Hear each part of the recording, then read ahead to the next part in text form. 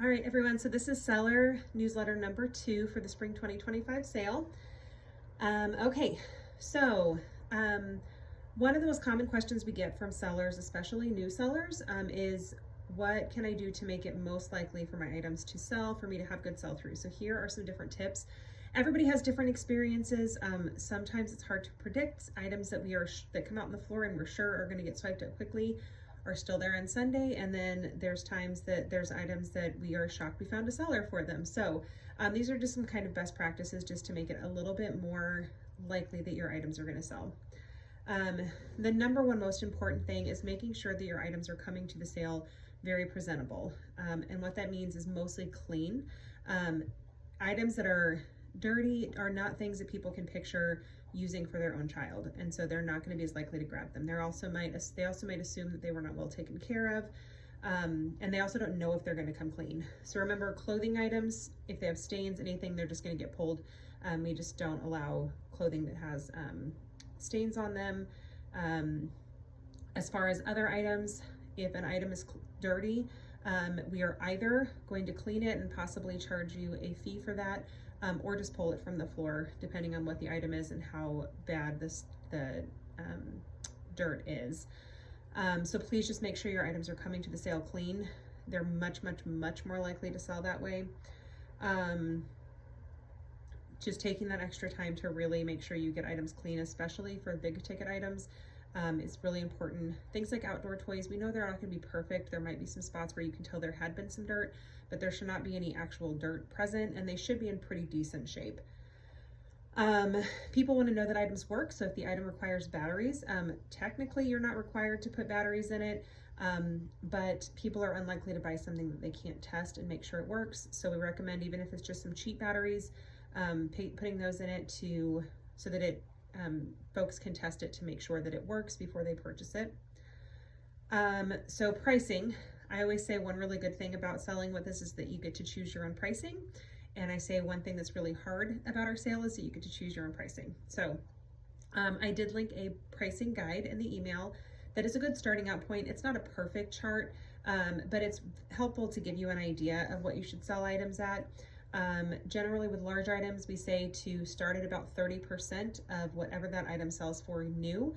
You can knock it up just a smidge if it's in really great condition, or if it's a high demand item, you're going to need to knock it down if it's maybe in a little bit more used condition.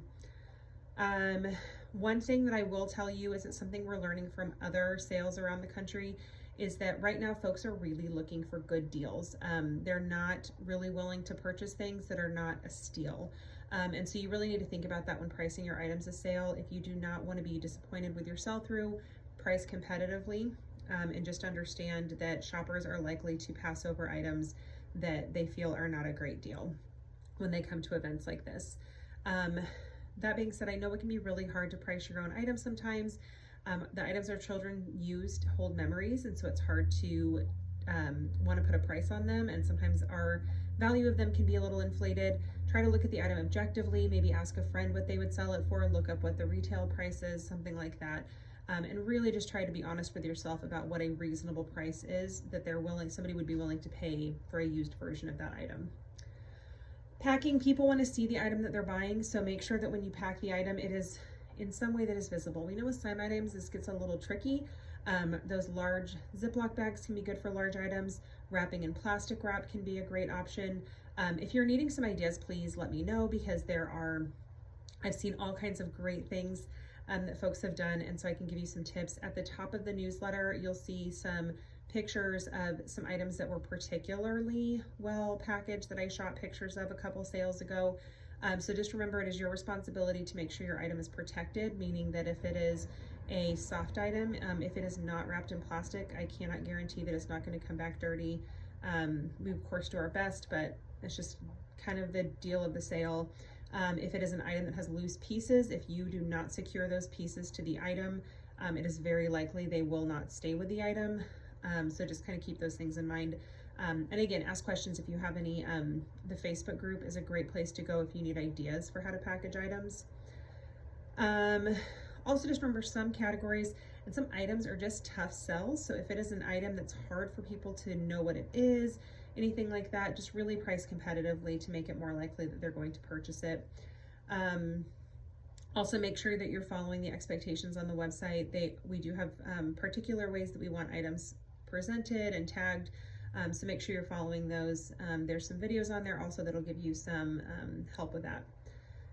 Appointments, make sure that you have your drop-off and pick-up appointments. So your drop-off appointment is required for everybody. Everybody needs to have a drop-off appointment scheduled. Pick-up appointments is only if you are not donating all of your unsold items. So even if you just have one item that you may want to come back and pick up, go ahead and schedule that pickup appointment. The earlier you claim your appointment, the more likely you are to get the time you want, and then you won't forget. So make sure you get that scheduled as soon as possible. So speaking of not picking up your items, so we do have a donation option, so you can choose this for some of your items, all of your items, whatever. And so we're really proud of this. So what we do is after the sale, we sort out items that are marked for donation, and those go to our after sale party. And so those, we give invitations to local organizations that work with families in need, and those families can come shop the after sale party free of charge. So they get to actually choose the items that they want for their families.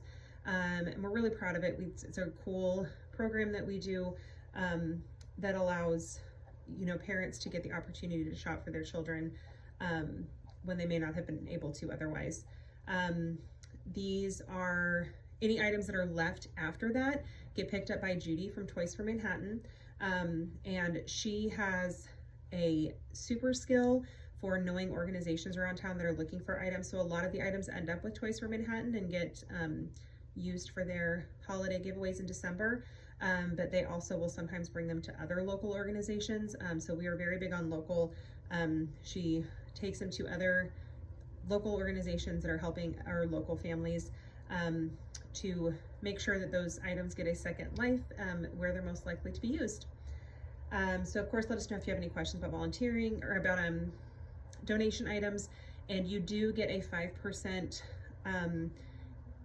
points score increase for the Super Seller program if you donate all of your unsold items, or at least 95%, I think is what I have it at. You can look at the graphic on the website, but so you get a little perk if you donate most of your items.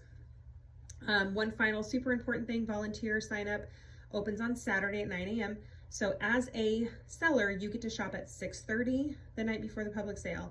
Volunteers actually get to shop at 5:30. So if you would like to be able to shop even before the sellers, you're gonna wanna sign up for a volunteer spot. Volunteering is also a great option for new sellers to get ideas for how things work, to get ideas for future sales. You can also offer the opportunity to friends, to neighbors, whoever, tell them, hey, I'm getting to shop the seller pre-sale, but you should go sign up as a volunteer. And also if you do volunteer as a seller, you will still get your seller shopping pass and you can share it with somebody. So you can share it with a friend or neighbor or whoever. So definitely take a look at that. You can sign up for your volunteer spot right there in your consignor workstation. It makes it super easy. So that is it. If you signed up since last Wednesday, make sure that you look at the link at the bottom that's got our seller newsletter #1. And then of course, let us know if you have any questions and keep working on that tagging.